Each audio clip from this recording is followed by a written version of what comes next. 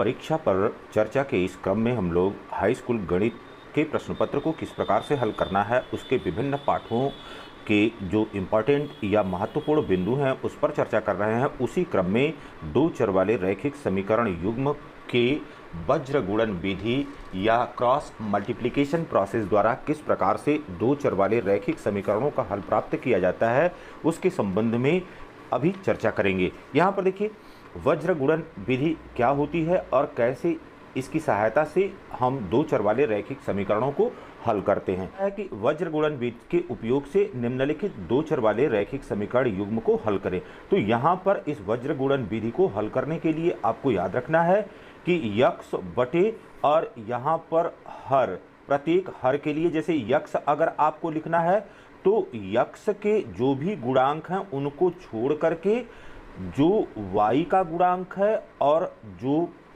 यहाँ पर कांस्टेंट है, नियत मान है, उसको लिखेंगे। तो यहाँ पर देखिए बाबू, यहाँ पर अब यक्स को छोड़ दिया तो यह b1 और b2 और c1 और c2 और इनका क्रॉस मल्टीप्लिकेशन कर दिया, इनके बीच में माइनस चिन्ह होगा, इस बात को आप ध्यान रखेंगे।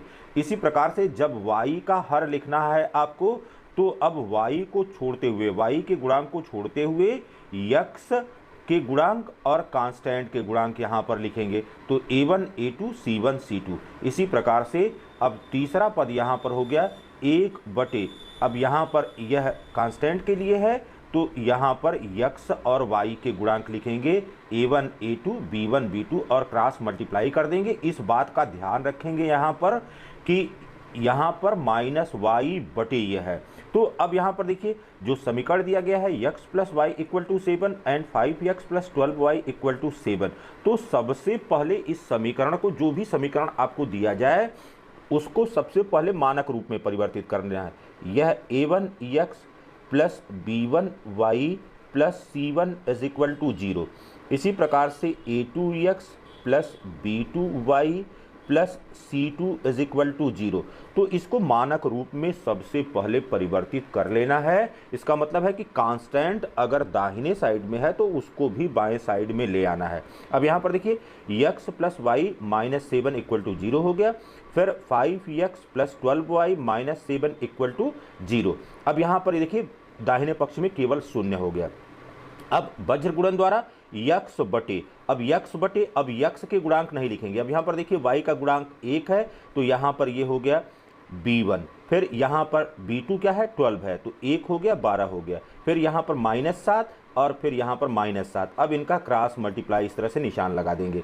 फिर लिखेंगे माइनस वाई, अब y के गुणांक नहीं लिखेंगे, यहाँ पर अब 1 और 5 लिख दिया, -7 बराबर 1 बटे, अब इसके गुणांक नहीं लिखेंगे, यहाँ पर 1 5 हो गया और 1 12 हो गया, क्रॉस मल्टीप्लाई कर देंगे। इनके बीच में यह ऋण चिन्ह लगा हुआ है, इस ऋण चिन्ह का ध्यान रखेंगे और रखते हुए इस प्रकार से आप हल कर लेंगे।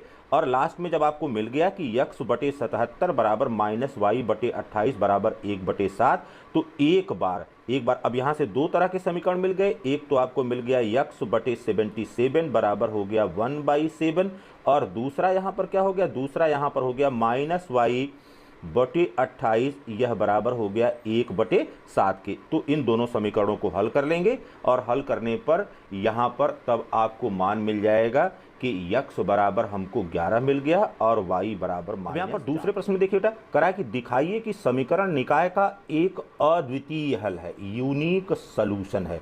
और यूनिक सॉल्यूशन है, तुरंत दिमाग में आपको स्ट्राइक करना चाहिए कि a1 बटे a2 is not equal to b1 बटे b2। यह यूनिक सॉल्यूशन के लिए कंडीशन है। तो ये सब चीज़ें आपको याद होना चाहिए।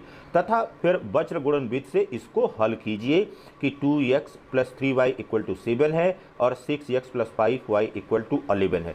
तो हमने कहा कि सबसे पहले अपना काम क्या है, इसको स्टैंडर्ड फॉर्म में a1x plus b1y plus c1 is equal to 0, फिर a2x plus b2y plus c2 is equal to 0, यह इसका स्टैंडर्ड फॉर्म है।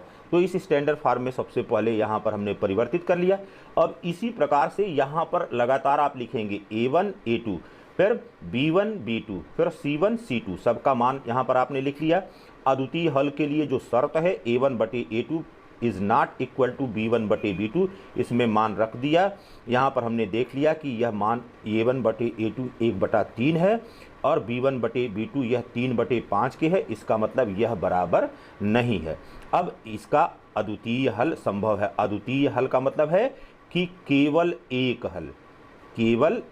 हल संभव है, एक हल संभव है। तो अब यहाँ पर वज्रगुणन विधि लगाएंगे। आपको जो सूत्र बताया यक्स बटे, अब यक्स के गुणांक नहीं लिखेंगे, 3 और 5 लिख दिया, फिर देखिए -7 -11 लिख दिया, फिर -y लिख दिया बटे, फिर यहाँ पर अब y का गुणांक नहीं लिखेंगे, 2 6 लिख दिया, -7 -11 लिख दिया, फिर 1 बटे, अब इसका गुणांक नहीं लिखेंगे, अब इधर आ जाएंगे, 2 6 3 5। इस प्रकार से अब इसको यहाँ पर अब आपको बताया हुआ है कि जब यह गुणा करेंगे 3 गुणे -11 और यहाँ पर -7 गुणे 5, तो इनके बीच में ऋण चिन्ह है, इस बात का ध्यान रखेंगे। और इसको जब आप लगा लेंगे तो यहाँ पर x बराबर -1/4 और y बराबर 5/2 इस प्रकार से प्राप्त हो जाएगा।